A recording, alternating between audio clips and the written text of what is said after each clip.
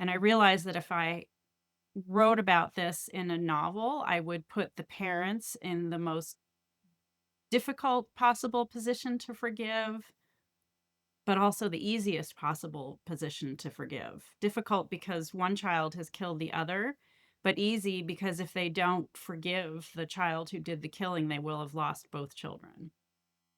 Hello and welcome to Ray of Light, the podcast all about reading, writing, and happiness with me, Eleanor. I write uplifting book club fiction about finding light in dark times and the strength in vulnerability.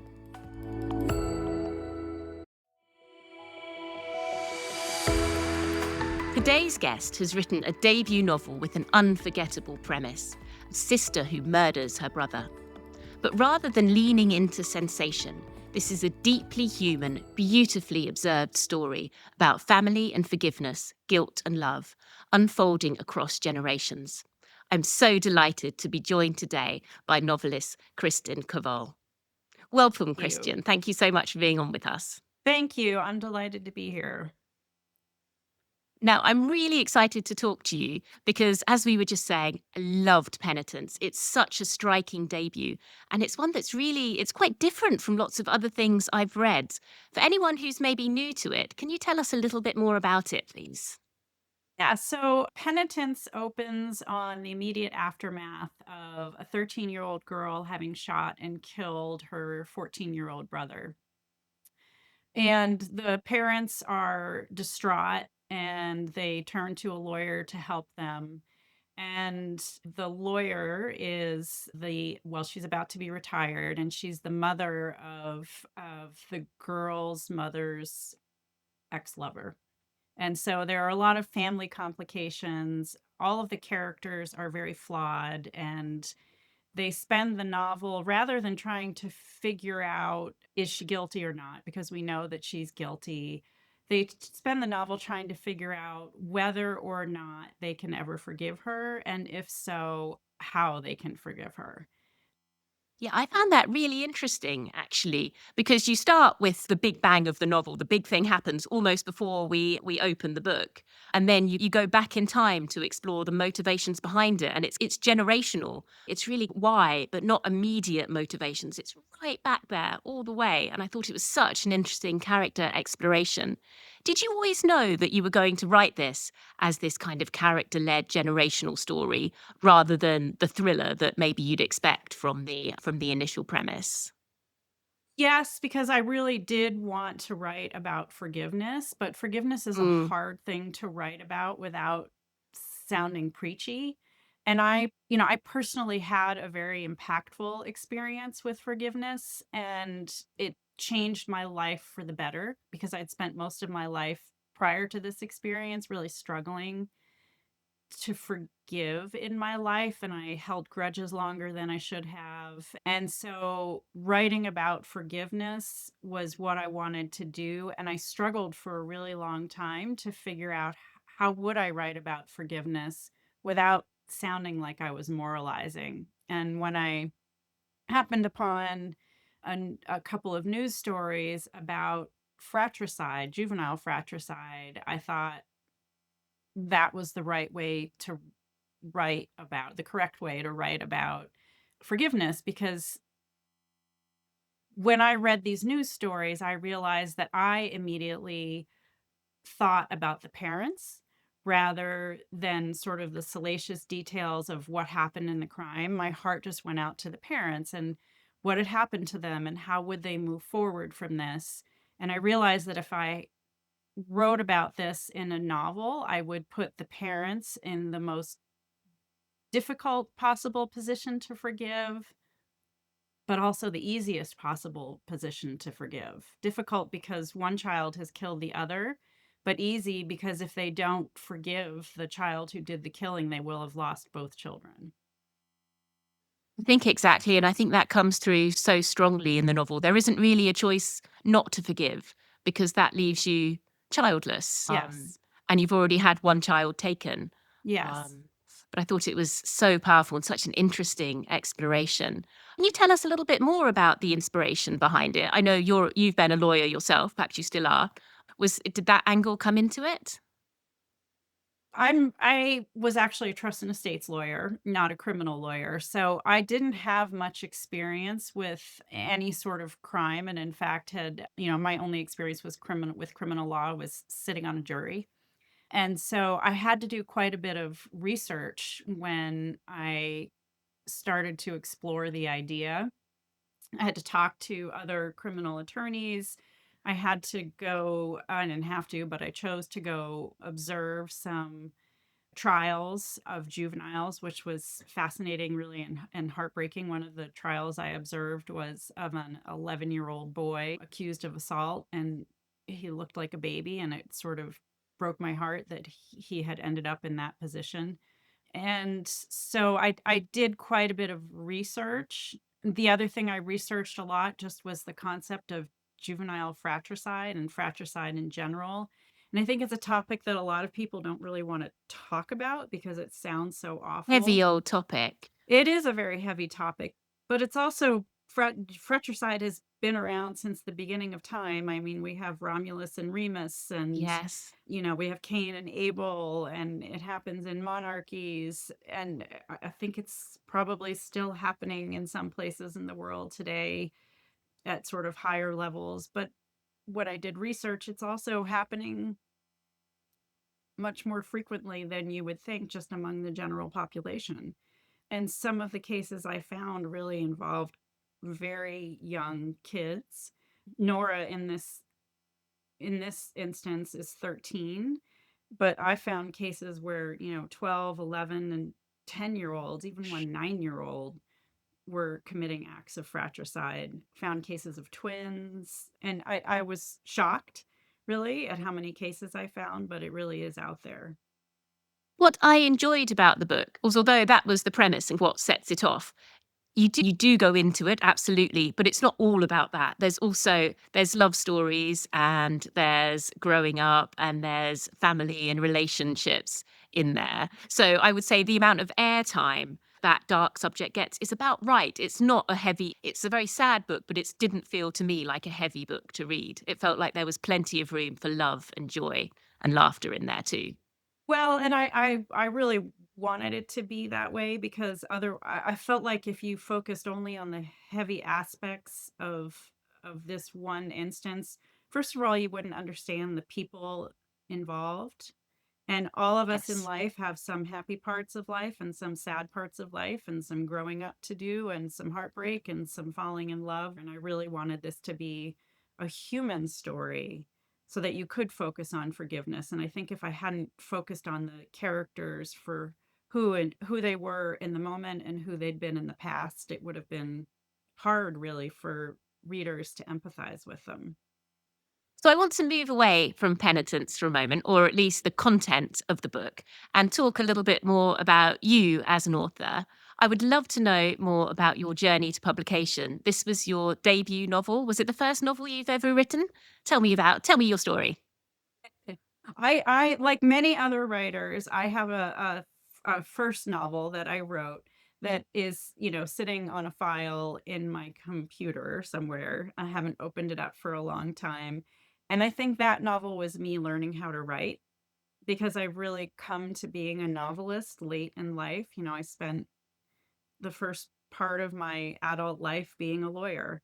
And so kind of had to start over again and figure out how to write. And that first novel is how I did that. A lot of sort of trying and failing and taking some writing classes in the evening after work, attending summer conferences, things like that. And I tried to get an agent for that novel and couldn't. I queried, I think, probably 40 or 50 agents, and then realized that it was not the right time to sell that novel. I started again with a second novel and came up with this. And this time around had a much easier time finding an agent. It happened almost immediately.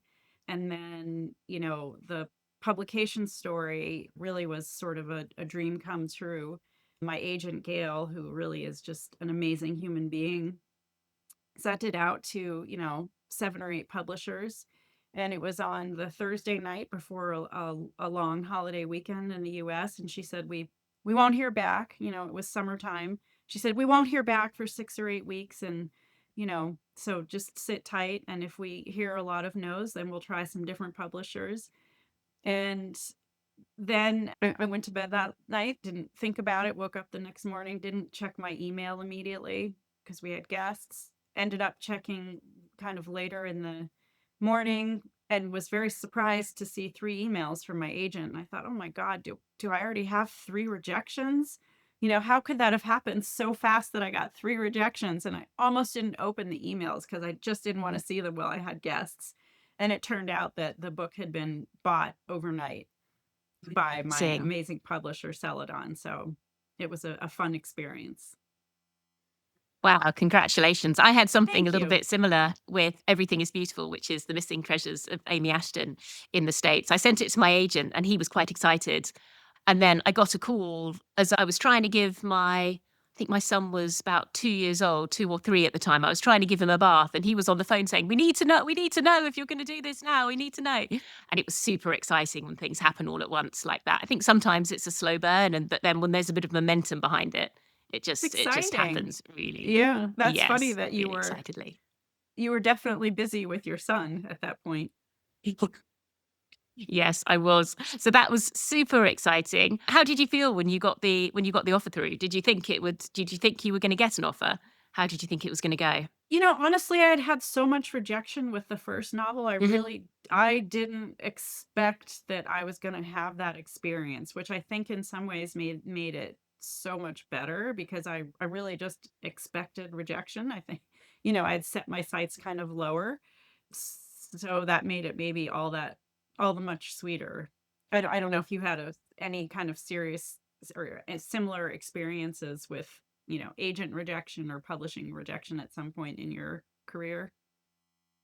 Yeah, so I started off my first novel is also in my computer under the bed sort of thing. And then Yeah. I wrote a series of murder mysteries under a different name which got published, which was really exciting, but they got published for a kind of a minimal amount of money. They weren't bothering the bestseller lists at all. And then it was while I was on maternity leave with my second child that I got my act together and thought I'm not going to have time to write these books for fun and work and look after 2 kids under 2. So this is my last go at having some serious writing time. And I wrote Everything is Beautiful, and now I get to write full time. I love that. Now, you must love writing. You wrote one book before, you've written Penitence, and you're writing another book at the moment. What do you love about writing? What brings you the most joy? I've always been somebody who loves to observe, and I do that really even with one of my main hobbies, which is photography. And, when I'm driving in the car, I prefer to be a passenger because I can look around and observe and think about what I'm seeing. And the thing that I love about being a writer is that I get to insert some of those observations into the novel and explore the way different characters might react to different stimuli in their world and how they might observe things. And where do you find the challenges? I think you said you're writing your tricky second novel at the moment. What do you find difficult about writing, and what do you do to get yourself through it? Conjuring up an entire world is sometimes a challenge, and figuring out who your characters are. And that takes some trial and error. And sometimes I'll write a whole scene or a whole chapter thinking that the character is going to take their life this way. And then I finish it and I realize that's completely wrong. And so sometimes it's difficult to let go of what you've already written and go in a completely different direction when you realize that that first one is just not right. So, letting go of things can be really hard. The part that I really like is actually revising and playing around Okay. with the details. I think that's fun. Yeah, I always find I don't know whether you feel the same, but a blank page at the beginning of writing a novel is the scariest part. I love coming up with the idea, but then the actual kind of getting it into all down there is really, I find it intimidating whether I'm going to actually be able to do it. But then going back and fixing everything and playing around with it and adding all those lovely details, that's what I enjoy at the editing stage. We're kindred spirits then. Are you also working on another book right now? Yes, the paperback of See the Stars, which is my newest book, is just out now, which is exciting. But I've also finished my next novel. I say I finished, I've sent it to my agent. I'll see what he has to say and then see Yeah. what my publishers have to say. So I'm a long way from actually finishing. But for the moment, it's off my desk into theirs. So I'm celebrating as if it's done. That's always nice to do for a little bit. Take a breather. Yes. Now, we've talked a little bit about your writing process. You wrote this book as a debut. What advice would you give to other people who want to maybe writing their first novel at the moment? What do you wish you'd been told, perhaps? Oh, that's a tough one. I think I think people are actually getting better about sharing this idea. But the idea that rejection is normal and perhaps how you learn that you need to make changes in the first thing that you've written. As a lawyer, you don't necessarily face rejection. You go to work, you do your job, you do it well, but you don't get rejected. Nobody comes to you and says, no, I don't want that. I would work with people to get their documents to where they wanted, but it's not really the same thing as sending out, when you're a new writer and you're, for example, querying agents. No, and the agents don't ever get back to you. They ghost you, or you just get, a two sentence, no, this isn't right for me. And when that happens to you 50 times, it can be demoralizing, but it's also completely normal and it's part of the process. And I think that we are getting better as writers, telling other new writers, hey, get prepared for that. Maybe if somebody had said to me, just grow thicker skin, that would have been useful. It's been fairly quick for you. I've spoken to many writers on this podcast who would be 4, 5, maybe 6 novels in before they get published. So it can be a much tougher process than the one you've gone through. Although I think I, that's at the right. time it probably felt pretty bad. I think the other thing I wish that somebody had really said to me, because I've wanted to be a writer for a long time, and before I even wrote my first failed novel, I tried and failed to write a novel 3 other times, but never even really made it past page 20 or 50, or depends where I was, which of those 3 failures we're talking about. And the one thing that finally kind of got me going to the point where I could at least write my first novel that's sitting on my computer and complete it was I really needed to take writing classes. As a lawyer, and I went to law school, and I was an English major in college, but I'd never taken any creative writing classes. I was never part of a writing community. And when I finally realized that I was missing those two things and started taking writing classes, that's when things changed for me. So, I say that I only have one failed novel, but actually I have, 3 others that are only 20 pages long or 50 pages long because I had those other failures. And what helped me actually get to the point where I could even finish writing was actually signing up and taking classes. Yeah, you've said failed novel quite a lot. I don't know whether that's a bit harsh. I think learning Yeah. experience. Learning. I think Because that's right. any And I novel do. that it's such an accomplishment to finish a novel at all, or even to write the first 20 pages, it's all learning and getting better at your craft and practicing to get you to where you are now with a host of wonderful accolades for Penitence, which has done so well. It's lovely to see. Well, thank you, and I like the way that you recharacterize that, and you're right, I should say that differently because I don't necessarily think of that first novel as a failed novel. I really do think of it as my learning novel, and I should just call it that, my learning novel. Yes. Did you do writing groups then? Because that's something that I found so useful when I was starting. I did, and I found them incredibly helpful in so many different ways. Of course, for the writing advice that you get from other people and reactions to what you're writing. but also as a way to gain confidence in what you're trying to do, because if Mm. you're in, say, a writing group of 5 or 6 people and you get 5 different opinions on one particular thing you've done, it can be really hard to know what to do. But if you do it for long enough, that helps you gain the confidence to figure out, well, I'm really trying to do this and I'm going to stick with it. Or, you have 5 people saying all the same thing, this doesn't work. And then you learn how to handle the criticism and understand it in a way that makes it constructive criticism. Yeah, So if I, absolutely. And I think that becomes useful once you get to the next stage because you'll get feedback from editors and publishers and agents. Lots of people will have ideas for things that need to change, and you need to learn how you deal with that. One thing I always think is if more than one person has pointed something out that's not working, it probably isn't. But they might all have you might have 5 people, they all don't like something, but they've all got completely different ideas for what to do about it. So I think yeah, what you really need to take is, right, this bit isn't working, but what you do with it and how you fix it is up to you, and that can be your decision as a novelist. yeah.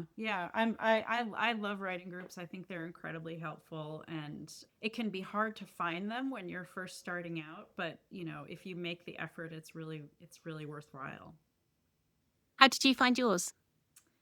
Through one of the classes, the first one, it was through one of the classes I was taking. There was a woman in the class who was starting up a writing group and invited me to join, and it just ended up working out really well. It was a group of wonderful writers, and we all, I think, taught each other a lot.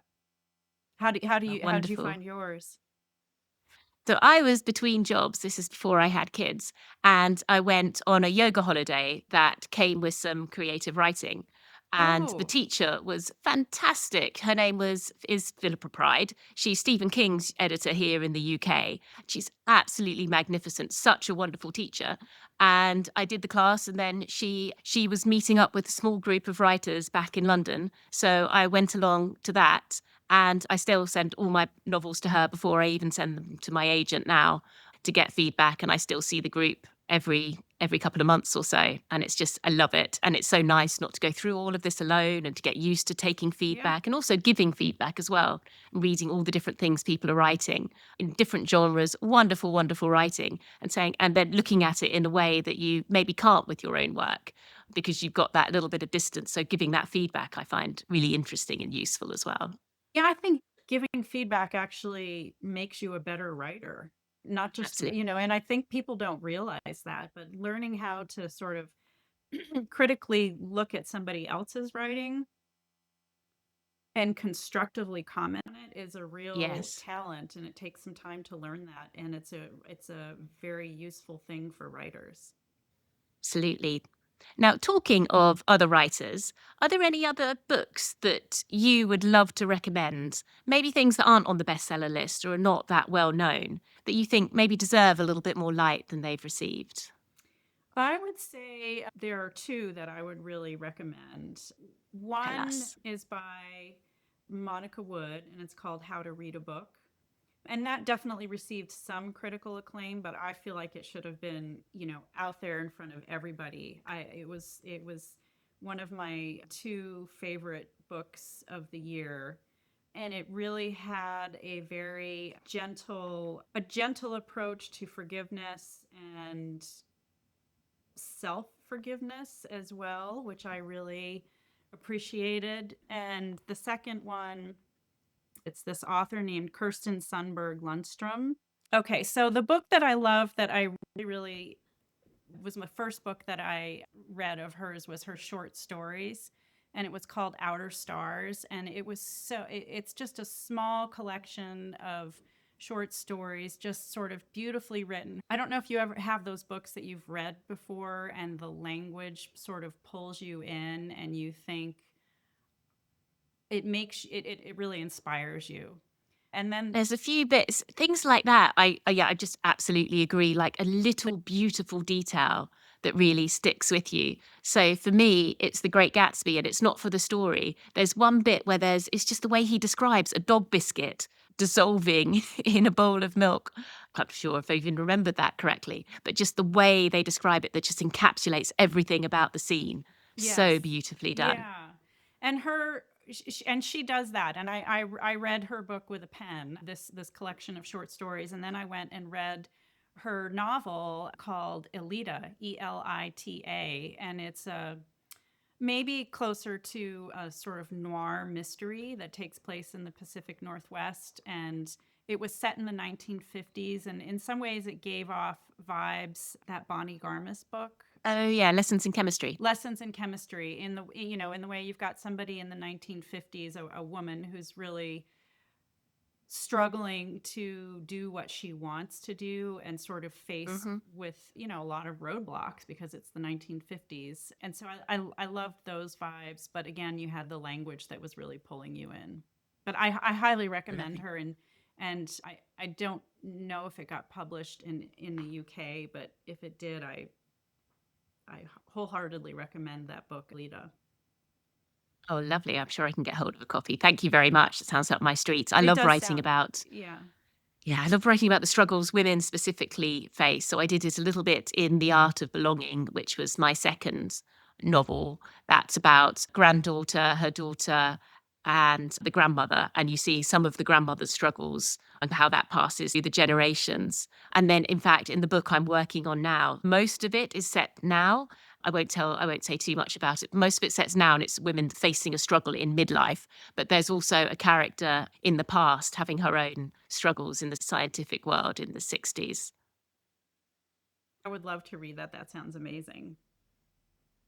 Thank you. I need to get through my I need to get it through my agent and my publisher, and then hopefully you'll get a chance to. I Thank you hope very so. much. Fingers crossed. Fingers crossed. Now, away from our writing for a moment, I wanted to talk more broadly about joy. And apart from the writing process, where do you find joy in your life? I love to spend time outside, and one of my favorite ways to start the day is watching the sunrise.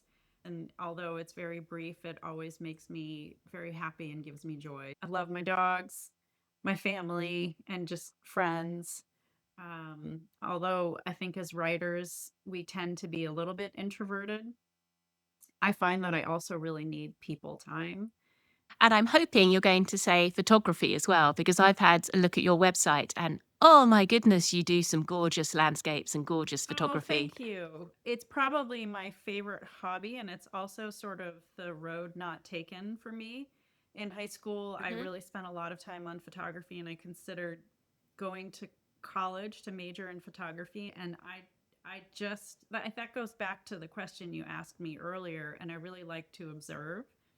And photography is sort of another way that I have of translating what I'm seeing in the world and putting it someplace where I hope other people can also observe it. Thank you for actually seeing my photography. I don't know if anybody, I never know if people are looking at that. Anyone listening, visit the website and you can have a look at some gorgeous, gorgeous photos. Now, apart from photography and dogs and family, what are you working on now? What are you writing? Your tricky second novel. Can you tell us a Oh, little bit about it? I am working on a second book and sort of finally making headway into it. And I'm having a lot of fun getting to know the characters. And I do like to write around themes that I'm interested in because it makes the book a little bit more meaningful for me.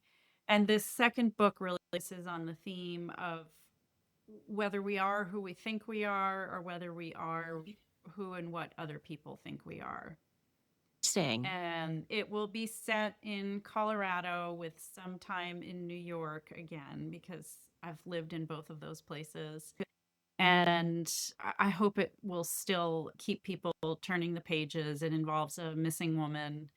So it should be, it's fun to write. And I just have to keep my focus on it. Sounds so good. It sounds similar in Penitence in terms of it's got a big kind of exciting thing going on, but then it's really a deep exploration of something very character based and very true. Sounds fantastic. Thank you. Hopefully it works out. And can I ask, you wrote Penitence without a book deal, without knowing whether it was ever going to be published. Does it feel different writing this second novel, knowing that you've succeeded already and you've had all this success with Penitence? How does that feel as you're writing? It feels good, but I also know that you still need to write a good novel. And I know Yes. writers that have, then written their second novel and couldn't get it published. So I still feel like I want to do my very best, and I don't want to take anything for granted. I don't know how that works for you in the UK, and how you feel about it going to second, third, and fourth novels. Feels, and a lot of my guests have said this too, so I know it's not just me. Every time you write a novel, you're worried you're not going to be able to do it, and you're Mm. worried that you will have forgotten everything you learnt from writing previous Yeah. novels. I've spoken to novelists who have maybe 21 published books Oh my behind them, gosh. and still they sit down to write a new novel and think, I've forgotten what I'm doing. That makes me feel a lot And I better. feel the same. That makes me feel Yeah, so so much it better never to it hear you never say gets that. any easier in a way.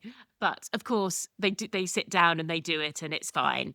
So sometimes you write some books that maybe need more work at the beginning than others, some books that need heavier editing. But yeah, once you've done it once, I think you know deep down that you can do it again, even if you do have that feeling of, oh my goodness. So, Kristen, thank you so much for such a thoughtful conversation. Penitence is a remarkable debut, and I can't wait to see what you do next. And if anyone listening enjoys stories like Kristen's that are ultimately about hope, connection, and finding light when life feels overwhelming, you might also like my latest novel, See the Stars, which is out in paperback now. So, thank you so much for listening. If you've enjoyed this episode, please do subscribe, follow, or share with a fellow book lover. We'll see you next time on Ray of Light for more tips on writing, reading, and happiness.